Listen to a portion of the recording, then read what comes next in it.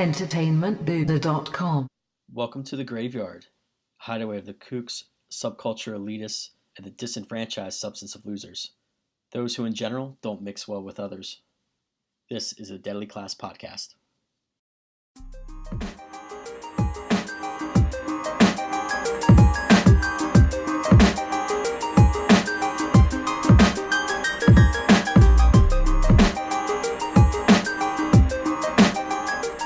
Hello everyone, welcome back to the Deadly Class podcast here on the Entertainment Buddha Podcast Network. I'm joined again here for this week's episode with Ray Pareca. Ray, how's it going? It's good, man. How's it going for you? Pretty good. We skipped a week in between. I think that's going to be kind of our schedule going forward. We'll watch 2 episodes, talk about it, watch 2 more, talk about it. And I think that's kind of the plan based on our schedules and our availability. So this week here, we're going to dive into episode 3 called Snake Pit and episode 4 titled Mirrored People. Ray, was there anything, did you like one episode better than the other, or what were your thoughts a little bit as these 2 as a whole? I like them both fine, but looking over my notes after watching both of them, I feel like I didn't have much to say in that both of them are good setup episodes, it feels like, more than like monumental moments happening. I think of the 2, I like the 4th one a bit more just because I think there's a bit more going on in it, but I did like the cool 80s high school dance theme, which I'm sure we'll talk about in the 3rd episode. What about you? Yeah, definitely. And we talked about it last time, but we are just constantly reminded that even though these kids are being trained in the deadly arts, they're still a high school, they're still teenagers, and they have dances, they have detention, which we see in both of these episodes here tonight. So just kind of a quick recap of episode 3. That's the dance episode. Basically everyone is invited to the dance except the rats, so those that don't have any lineage, any association to the high school itself, any real right to actually be there. And you know what, Nick? I think the show actually does such a good job of like explaining the rat as a concept, whereas rereading through the books, like, you get to the end of the kind of the first arc, and it's just like, oh, there are rats, and you never really understand what it means, or if it's just kind of kids calling them that, or some like actual concepts. But 2 minutes into this episode, you get a very strong like explainer of what the rats are, as Marcus kind of learns, as you said, like people that have no lineage, and kind of they have to prove everything. And I thought that was really useful as someone who likes to read these books a lot, but always felt kind of like the rats got shortchanged. So I think maybe that's the best part of this episode, actually. Yeah, definitely. And I wonder too if, obviously, Rick Remender, the author of the books, is obviously involved in the show. So I wonder if he kind of took that as an opportunity to say, you know what, this didn't come across clear in the books, I want to make it clear in the show. But yeah, you're right. That's definitely one of the things that really touches home, I guess, with this 3rd episode, especially that early on in. And then, obviously there's still a little bit of public tension between Marcus and Willie.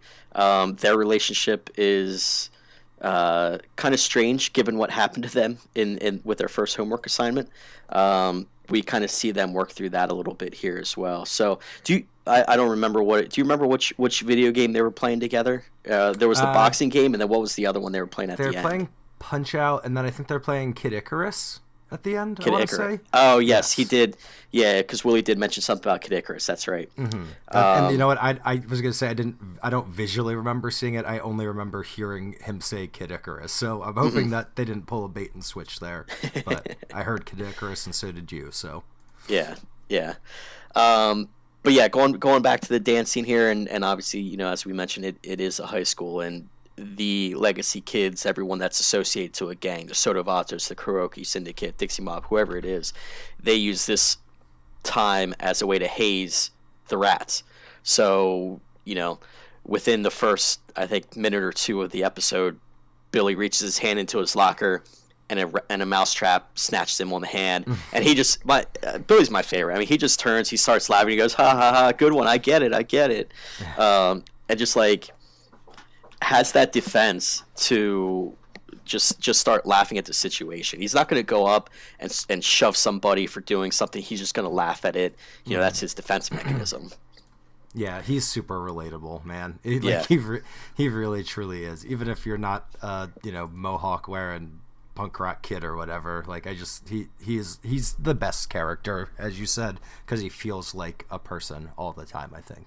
Yeah, definitely. And in that in the fourth episode, we get a little bit of a background of Billy's home life and how some of that affects him. So we'll get into that thing, because that was that moment with him and Marcus in that episode is probably one of my favorites of the season so far. Yeah, it was super well done.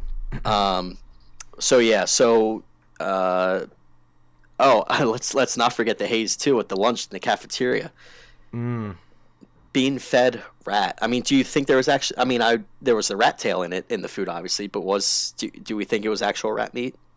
I wouldn't be surprised. I think Yeah. Marcus says something to the effect of he's had rat before, and so he did not seem too fazed by it, as everyone else is kind of about to lose their lunch. He kind of like, food is food, I guess. Yeah. I mean, for a kid who basically grew up on the streets, I can't imagine he was too shocked or too taken aback by the news of what they were eating, unlike the others there. It does seem like a monumental production to do that, though. Like these the legacy kids, I guess it's their right to haze the rats, but I mean, like, you gotta go in there, you gotta prep that food, you gotta serve it. Like that's a lot of effort when you could just like beat them up or shove them in a locker, I think. But yeah, I mean, I guess they wanted to get their point across, and the bigger the prank, the better, I guess. Yeah, I guess. Yeah. I don't know. Yeah. So in this episode too, Billy confronts Petra again. He still obviously has feelings for her. She kind of puts him in the friend zone, I guess, so to speak, and she's still kind of into Victor. I'm not. It's the whole opposites attract thing. I don't fully get it, but they're a thing, and then we come to find out as one of Victor's hazing moments and Petra's the rat caught in the trap, so to speak. He uses the dance as a way to haze her, and the Dixie Mob dresses her up, kind of parades her around in all this makeup, completely opposite of what she would normally do. They've reversed "She's All That'ed" her. Exactly. It's such a bummer. Yeah, she got reversed "She's All That."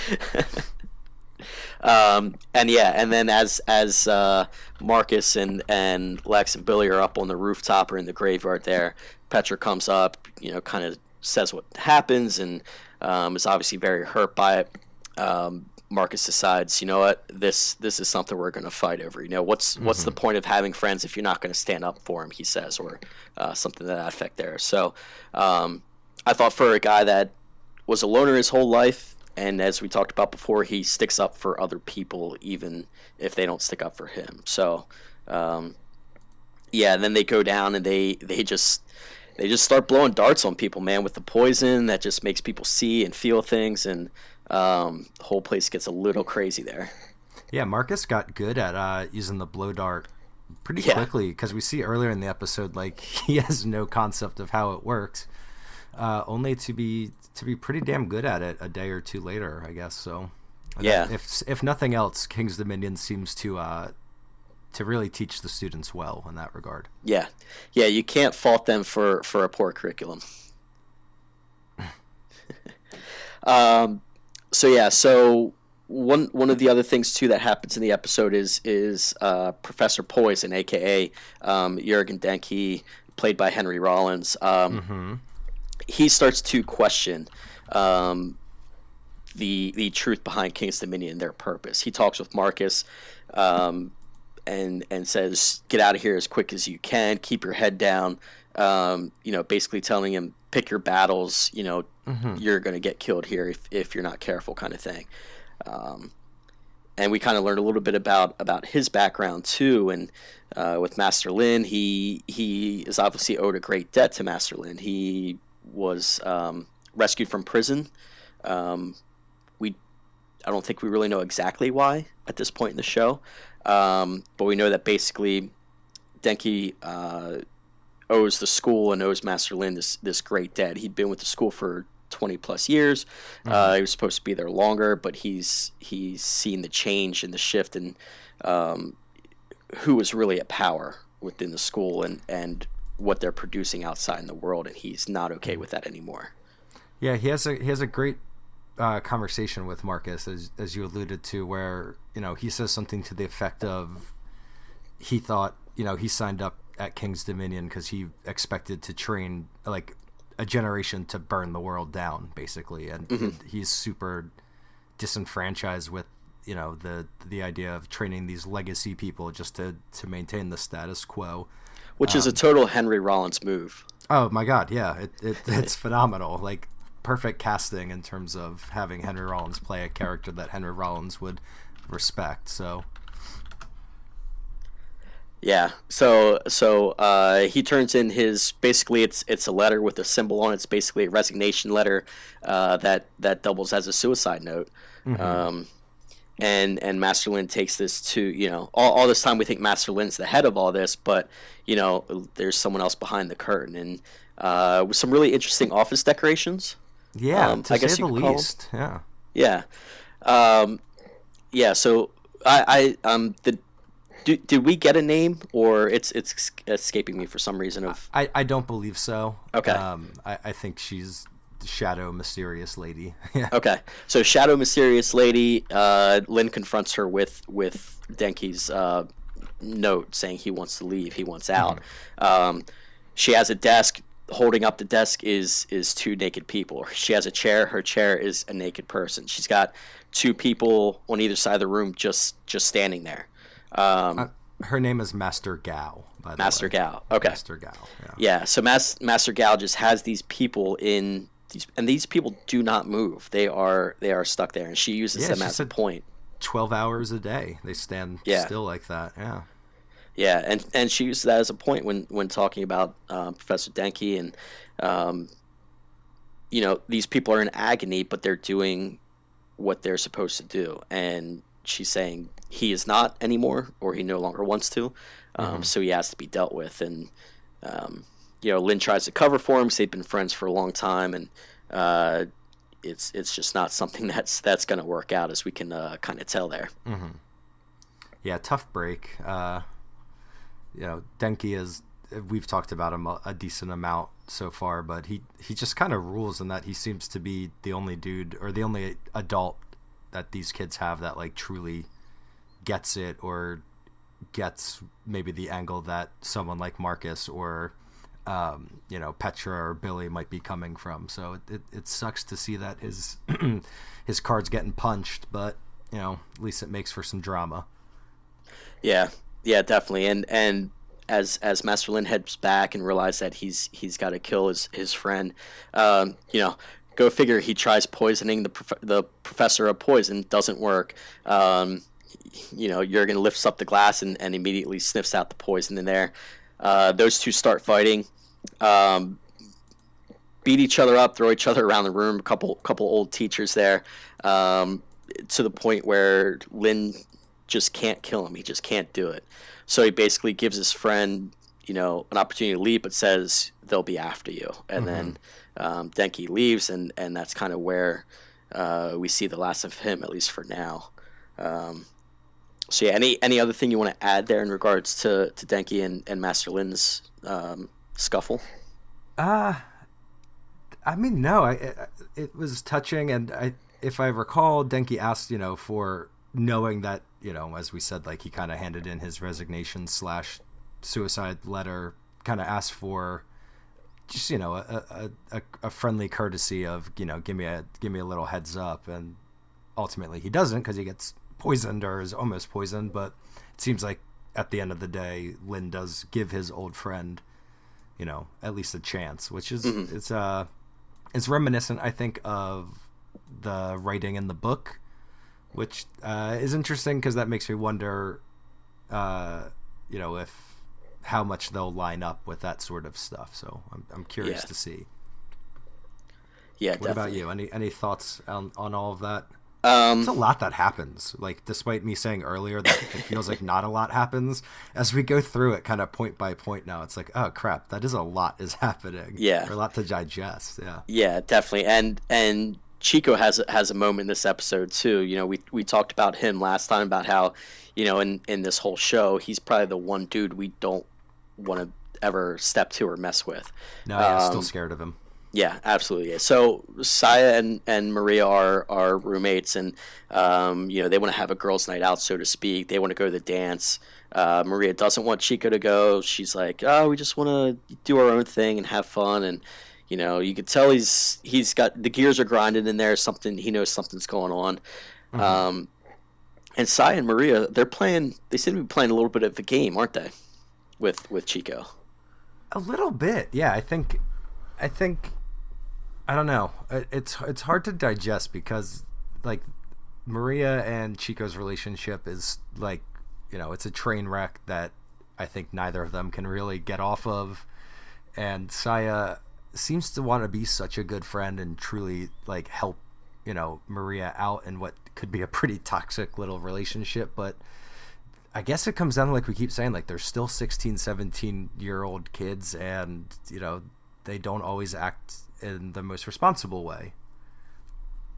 Yeah, yeah, definitely. And speaking of acting the most responsible way, Maria and Cy are out there robbing a liquor store, Yeah, stealing some exactly. strawberry wine. So, but yeah, the one point too that's a little crazy to me is Cy and Maria are at the dance. Chico shows up, um, and Chico basically tells Cy that Maria is playing her. That Right. she's telling Cy these secrets that aren't really secrets because we don't know why yet. And then we see Sai and Maria meet up after the fact, and Maria goes, "What did Chico say?" And Sai goes, "He fell for it, or he bought it, or something like that." And Hmm. it's like, okay, so this is an interesting dynamic. Obviously, if we're to believe Maria and what she's done so far, she wants out from under Chico. She wants out of that relationship, but Yeah. you can't exactly do that and not have any repercussions there. Yeah, he's a big dude, but I feel like he's hard to get away from. Yeah, yeah, and he proved that in the I think it was the second episode too, where they were out on their date. The One of the guys from Chico's gang shows up, or was it his cousin or cousin's friend? I forget exactly, but he shows up and Chico kills him right in front of Maria. He's just assessing his power. He's reminding her, "This is who I am. This is what I can do. Don't you ever forget that." Hmm. So that's why she's really gotta tiptoe around, what she does and what she says. Yeah, and the one thing I will say, Chico, as I think a recurring theme for us is that he's big and he's scary and intimidating as all hell. He seems a little needy. All he like, I don't know, just like your girlfriend wants to have a night out with her Hmm. friend. Why you gotta go, man? Like, don't you want to go do your own thing or like go kill someone or something, like do whatever? Why you gotta crash the party? You know? Yeah, I mean, I think he's needy, like you said, but he's also extremely jealous. We Yeah, saw certainly. in the first episode where Mark's in school, Maria's kind of flirting with him a little bit. He immediately starts to turn angry and start trying to choke people out. So Yeah, I day think one. Yeah, anytime she is trying to get an excuse to get away from him, he's automatically like, okay, what's going on? What's she trying to do? right. And how can I stop it? Oh, Chico, Chico, Chico. What are we gonna Um, do with you?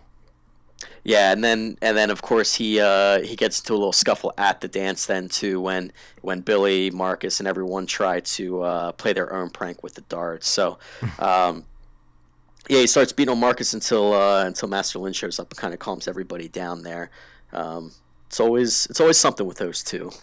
Yeah, and it's always something with Master Lin as well, which I'm sure we'll talk about when we discuss episode 4. But he seems to really only show up when it's super convenient, when students are getting their asses kicked, which is kind of frustrating to a certain extent, where just like, I wasn't at the school dance until the moment I'm needed, and just like, what are you doing with your free time besides, killing your best friend? Right. It's not that big of a school, I assume. Yeah, how many students do we think are there? I don't know. I actually have that written down. Like, it's very hard for me to tell how big it is. Yeah, there are probably 50 kids at that dance, but I would assume that's not all of the legacies. Right. I don't know. Yeah, because I mean, think about there's what, eight gangs plus something the rats? like that. Yeah. Yeah, we don't know how many are involved in total. We see we see Willie hanging out with his gang. We see Chico hanging out with his here and there, but we don't know if that's all of them or if that's just a small semblance of them. Yeah, like, is it a 4-year program? Do we know that? Yeah, I don't know what the yeah, I don't know what their school year's like. Do they get off for summers? I don't know, because we talked about this the other week too. Like, it really sucks that Marcus had to join a school for assassins like during the middle of the semester, but that was at a Day of the Dead parade. So I guess they don't get off for summers then, because if that's May, no, that's November. So I don't know, man. It seems like I would assume you go there year round. I feel like it's a year round school. Yeah, I can't imagine they just let those kids loose for 3 months in the summer. Yeah, and same thing I always thought about Harry Potter. Like, why wouldn't you go there year round? Like, if you're training kids to do a very specific and dangerous job, don't give them time off. And especially too, if they're gonna get in trouble for using it outside the school, and you're gonna show up there, like, don't give them that time off. Keep them in the school. Yeah. Poor planning. Yeah, I'm gonna write a letter. Yeah. All right. Any final thoughts for this episode? I know. I did want to mention too at the, I believe it was the very end of the episode, one of Saya's gang members in the Kuroki tribe or Kuroki syndicate comes back to his room. There's a package on his desk. It's a box. He opens it. There's a wad of cash, and then there's a picture of Saya. Which if your picture's in a box with a wad of cash, it's probably not a good thing. Yeah, and this is kind of funny. Since we were just talking, we have no idea how many kids actually go to this school. But did you really need a picture of her? Like, come on, just like write her name down. Everyone knows who she is. Right. It's just whatever. Yeah. Yeah. But yeah, so that is certainly a good. In my notes, looking at it, says looks like something big is coming, because that sets up what ultimately kind of dominates the subsequent or the following episode. But the only other thing I really liked in that episode, right before the kind of hit on Saya gets teased, Petra and Billy get a nice little dance, which I thought was kind of touching. Yeah. After all the bloodshed and the hazing at the dance, they have a nice little tender moment. So yeah, things are looking up a little bit there for old Billy Boy, at least for a little bit. Yeah, at least for a little bit. Yeah. Yeah, that's what we'll say. Yeah. Yeah, so jumping in then to the fourth episode here, I was a little surprised about the opening. It was Brian Posehn's character, Dwight, I believe his name.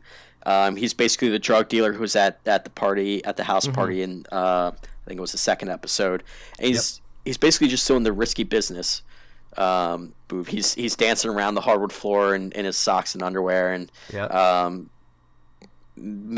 playing air guitar with a mannequin hand, and just doing all sorts of weird things that I guess a middle-aged dude who doesn't want to give up the rock and roll lifestyle does. Yeah. On a weekday morning, I guess. But and not only that, but it goes from doing an extended risky business bit to like the bulk of the episode is framed as a giant nod to the Breakfast Club. So episode 4 is, I guess it's a 10 episode season, so we're getting towards the midway point, and just kind of we're diving real deep into some of the references and time appropriate kind of nods, which I thought was really cool.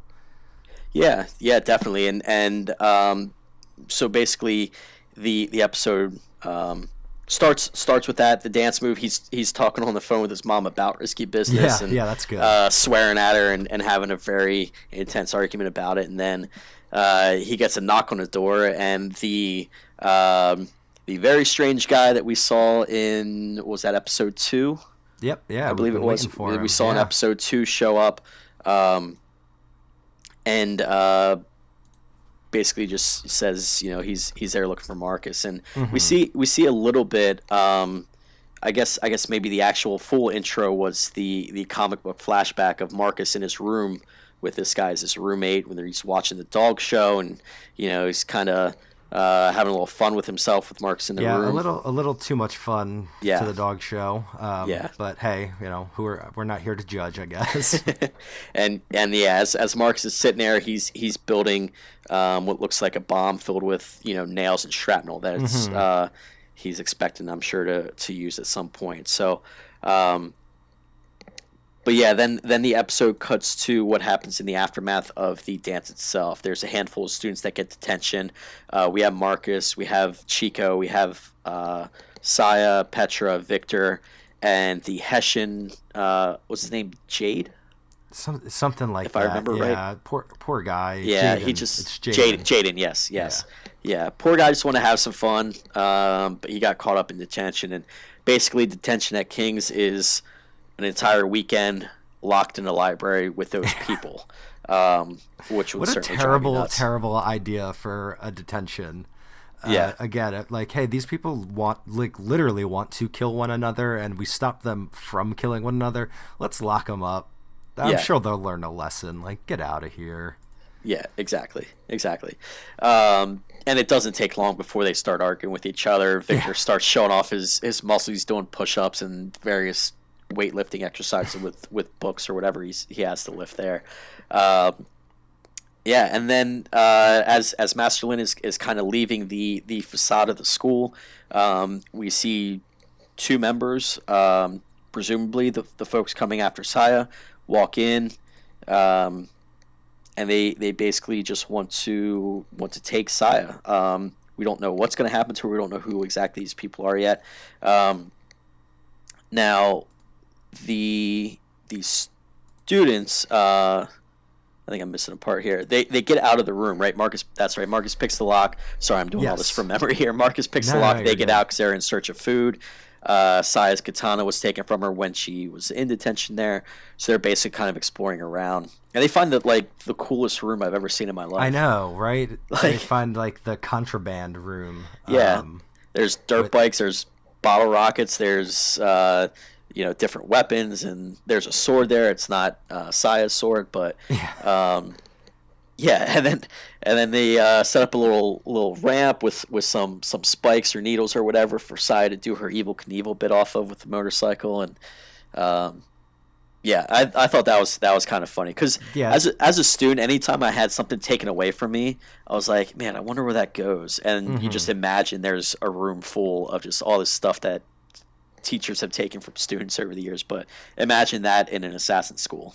Yeah, they even had like the American Gladiators like beat 'em up stick Yes. things. Yeah, it was great, and the up until this point in the episode, it's been such a cool opportunity to see kind of the characters play off one another, and there's some drama, but also leans a bit more into the humor side of things. So you really get to you get a feel for them, um, as we kind of touched on in the first episode. But it's good to see them not be members of a gang, but to be like kids, and we get a Exactly. bit of Yeah, that, and which is fun. and you talk about the gladiator stuff there, the giant Q-tips as I always called them. Yeah, Chico and Marcus are hitting each other, like, but they're not trying to kill each other. They're just genuinely yeah, having, just like, kind of like they're taking out a bopping little them. bit of aggression, but they're not like trying to rip each other's heads off like they were, every other time they met up. Yeah, So, they take a nice little bet on Saya's motorcycle jumps, and oh yeah, there's no hard feelings. Yeah, yeah, it's good. yeah, There's a bit of the tension. I guess gives them a chance to breathe and put aside, you know, all of their hatred for one another. And there are some genuinely like pretty tender, fun little moments in this. The first half of this episode. Yeah, yeah, definitely. And it's, it's again, it's another reminder that yeah, these are kids, and even though they hate each other, some of them hate each other, sometimes they can still put that aside given certain circumstances. Mm-hmm. Um, so yeah, so as the students and everyone are in there, which I mean, how are none of the monks guarding the door? Dude, I was Like thinking like about right out that. in front of the door. Like they're in a Yeah, room down the hall or something like that. But how are they yeah, and not?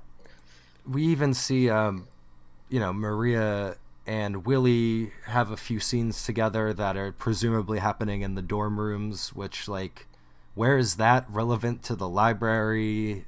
It's Hmm. just very confused about, like, the labyrinthian nature of this school that's also a diner, also whatever. So Yeah. it I guess that's the kind of thing that holds up better in, like, comic format, where you don't have to, like, think about scale and where everything is. But you're right, I was thinking, like, what are the monks doing? Like, we see them later go into that room where the monks are supposed to be, and it's, like, right next to where they just had, like, dirt bikes and sword fights and shit. And Yeah.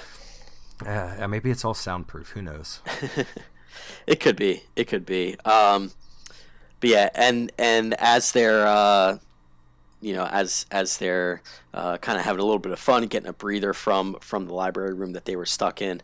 That's when these two guys come in looking for Saya, and they take out the people that were armed and guarded in the diner. They take out the monks that were supposed to be watching the students, and I mean, Victor gets hit, Petra gets hit. They're kind of down for the count. They go back to the library and kind of figure out what to do in there. They barricade themselves in. Um, Chico finds a way out through the vent, kind of finds his way through the dark there through a hallway. Um, Saya and Marcus kind of follow him out there. They run into two guys. Uh, One guy knocks Marcus down, takes Saya, basically just throws her over his shoulder and walks out. And we get to see Master Lin do some fighting here as he comes back in as they're walking out. Marcus gets a nice shot in with a frying pan to knock the one guy down, and He pops uh, the hell out of him. yeah, yeah. I love the I don't know what they're called. The weapons the one Yeah, Kuroki member had. They were like almost hooks but blades. yeah, I know exactly what you're talking about, because they're the coolest damn things, and every Yeah, time I see them in anything, I'm like, dang, I really want a pair of those, and I never know what they're called. Yeah. yeah, yeah. I wish I knew as well, but um, basically what ends up happening is the one guy is able to get away and escape, and the other guy gets killed by Saya, and she pulls off his mask, and she goes, this is my cousin. He helped me train when I Hmm. was younger. They're Yeah. coming after me because I left home on bad terms. And we're like, what? Like, this is insane. Her family is literally trying to drag her away from the school, and we don't know why. Yeah, and this is interesting. This episode, more than any of the other ones, kind of shows how willing the the sci-fi series is willing to diverge from the pacing of the book series, um, because a lot of the backstory with Saya and her family wanting to bring her back is kind of in the second main arc of the books, which would happen, like, say, after the first year of school. So we're kind of, like, blending a lot of it and having new narrative arcs within the TV show that are borrowing from parts of the books that are kind of irrelevant to where we should be. So it's very cool, and I think that's a testament to having the guy who wrote the book write the TV show as well, that we're blending a lot of different things to make something that still holds up and makes just as much sense, just out of order, I guess. Yeah, yeah, definitely, and that's again, like you mentioned there, having to remember on the show, being able to say this is where I want to go with it. This is what I want to keep similar to the books. This is where I want to change it. Hmm. Um, I think that's just huge, and is part of what makes this show especially great. Especially if you read the books like we have here, Hmm. because a lot of times when you try and take something that's as unique as whether it's a novel or a comic book or graphic novel, transitioning that into humans and acting and cameras is a very, very difficult task. Yeah, and they I am constantly impressed by how well it does translate to be like, oh yeah, I remember the panel that this is like supposed to be, that I'm watching in motion and stuff like that. It is like despite me just saying like it's clearly different from the series it's adapting, like there are parts that I feel like are just 1-to-1 perfectly executed, which is super cool. And even seeing like the panels from the book that are used for flashbacks, like we see a bit of Petra's backstory, and that's, by the way, it's super depressing. Forgot all about how awful that was. But that's like just the animated version of comic panels, and it looks so cool. And I am still, I guess, 4 weeks into this show, I am genuinely impressed that it works as well as it does for a series that I thought would kind of be too over the top to adapt to a TV show. But it rules, man. That's like, I don't have a lot to say because I think it's just doing a pretty damn good job. Yeah, no, I agree with you there. It's definitely fun to watch, and definitely keeping my attention throughout. As you kind of mentioned at the top of the podcast here, we felt like at first, as an overview, it's like these 2 episodes felt more like plot exploratory, but then as we rethink it and break it down, we're like, okay, actually a lot has happened here. And it's a little bit insane. So just going back a little bit in the episode too, if you're wondering where Billy is, he gets a call from his little brother. Things aren't good at home. Billy's father is basically a degenerate. We find out the reason that Billy is even at the school in the first place is because his father owes a very large debt to a gang, and Billy's basically being trained to pay off the debt through his assassin skills that he's learning, which, I mean, I know there's parents who plot out their kids' future. That's a little nuts. Yeah, just a little. You know what I mean? It's one thing to say, oh, you're going to get straight A's in high school, then you're going to go to undergrad, and you're going to med school, and then you're going to be a doctor, and then that's it. That's your life. But this is something a little different, a little heavy for sure. Yeah, it's an interesting way to clear out your debt too, I think, too. Yeah. Like, hey, yeah, my kid, he'll do it, whatever. But I think that also, knowing that also is another reason why we just like Billy so much. Like, he has a lot, he's got an awful home life. He's thrown into a world that he clearly would not have any reason to be a part of, and he's doing his best to kind of keep his head above water, because if I were in his situation, I think I would definitely be drowning with all of that going on. So he's doing it with a smile on his face somehow.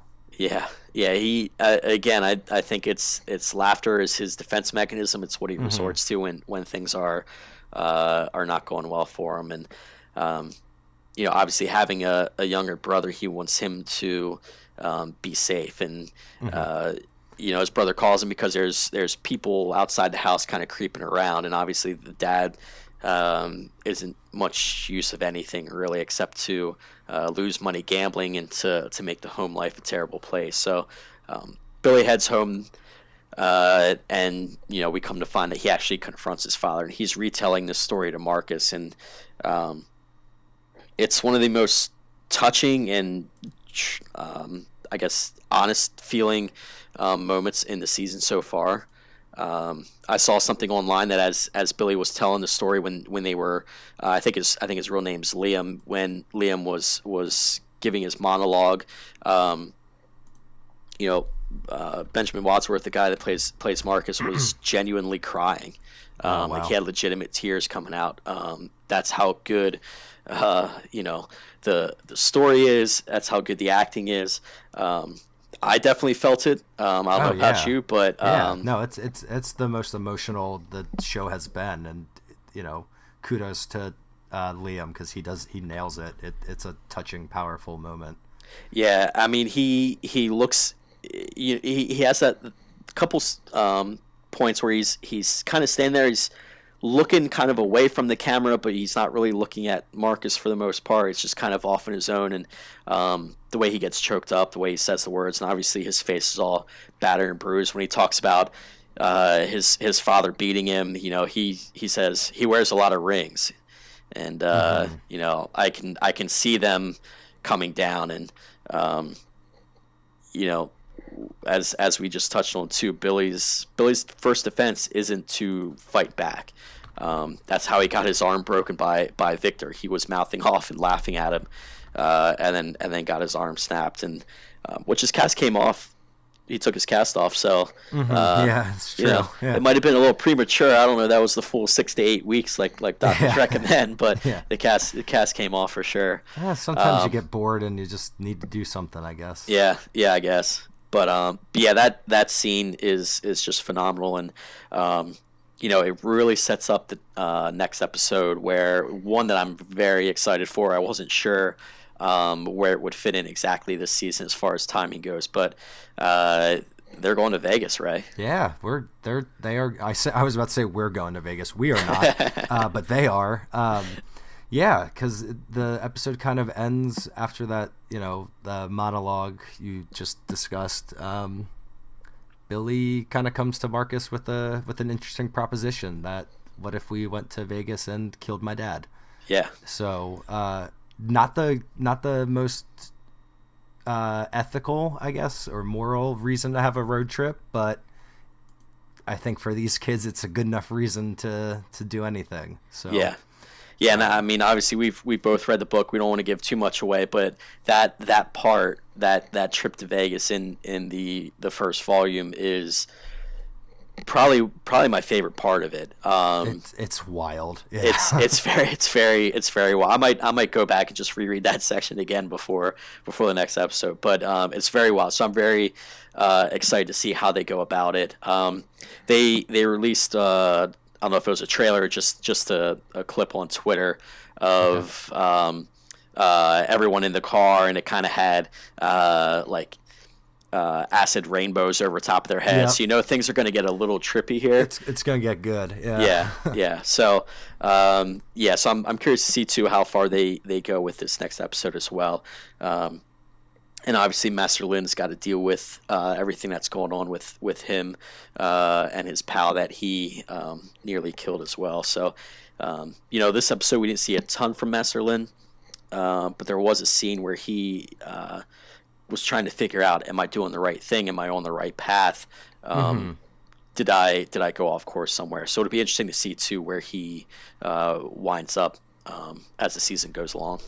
Yeah, it is interesting to see him kind of struggle with the decisions he's making and how he's running his organization, because he does present as such like a powerful, imposing guy, but clearly, you know, behind closed doors, he's pretty shaken up right now. I think dealing, you know, having to potentially kill your good friend, and just knowing that you're kind of betraying your school's mission statement is starting to wear on him a little bit. So that'll definitely be a kind of a thing everyone's going to have to deal with pretty soon, I'm sure.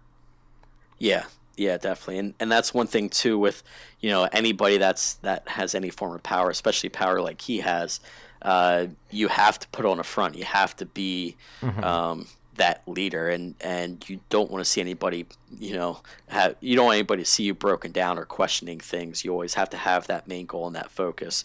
I mean, as you and I were talking before we started recording, I'd finished Red Dead Redemption 2, and the leader in that is kind of a similar way. He always has his reasons for doing something, and never backs down in front of the group. But you know, in front of his closest confidants, you know, you could see the cracks start to form a little bit.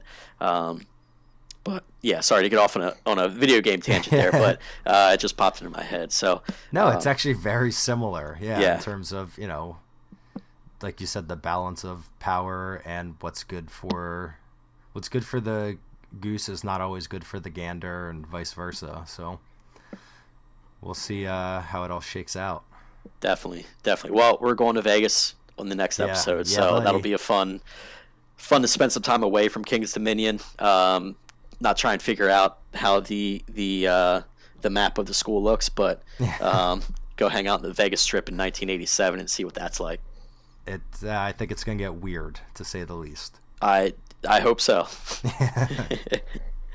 All right. Anything else you want to add from these two episodes, or did we cover everything for you? Honestly, I think we covered everything. We had a nice little moment with, or not even nice, it was actually kind of sad, where they're listening to The Cure and Chico mentions that, that was his brother's favorite album or tape or whatever. And then, Marcus kind of thinks he has a moment to maybe form a bond by saying like he's got good taste.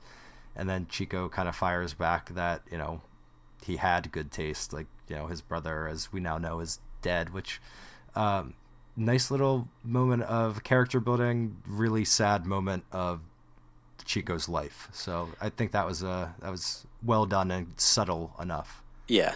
Yeah, we finally see a little bit of vulnerableness to Chico after, again, seeing someone who was so hard with such a big reputation to defend, kind of open up just a tiny bit. But yeah, and then I did like the part too where Maria and Willie, as you mentioned, they had a couple scenes together. Maria's trying to get a passport. She knows Willie has a way to hook it up. And then he gives it to her inside a comic book, and it's an indie comic, which, in the first episode, him and Marcus argued over which was better, Marvel or indie comics, and Willie goes, don't tell Marcus I was reading this, and that was super nice little good, callback. So there's a couple different threads going there, but we do know Billy has a plan. Well, maybe not a plan, but has an idea of something he wants done. Billy's never had a plan, but he's willing to try it at least. Yeah, definitely. And the one thing we forgot to touch on too was the scene when they're in the classroom and the serial killer is wheeled out. The serial killer professor who. I think, what was it, like 40 something bodies they were never like found or whatever. And he's going around asking people, what are their fears, or were they afraid of? And Billy's is selling out, and he referenced a very popular skater at the time, Gator, who you and I both know a little bit of history about just from working in the skateboard industry. Turned out not to be the best dude. Yeah, no, he is still in jail for murdering people or someone. So yeah, that as you said, that's like a great little throwaway nod that probably made sense to all like 2% of the people watching the show, but I really appreciated kind of the nod to Gator, who at that time was the guy in skateboarding. So yeah, it's little things like that where other shows might not make that reference because, like you said, only a small selection of viewers would actually get it. But they go all in, which I think really helps the legitimacy of the story and the time period as well. Oh yeah, without a doubt. Yeah. Awesome. Yep. Well, like we said here, we're going to Vegas in the next episode, so we're excited for that. We will be back again after episode 6. I think if we keep our every other week schedule, we'll do 2 episodes at a time like we have been here. So yeah, enjoy Deadly Class. And anything else you want to add there, Ray? Nah, just keep watching and we'll keep talking. Awesome. Thanks for listening, guys. Cheers.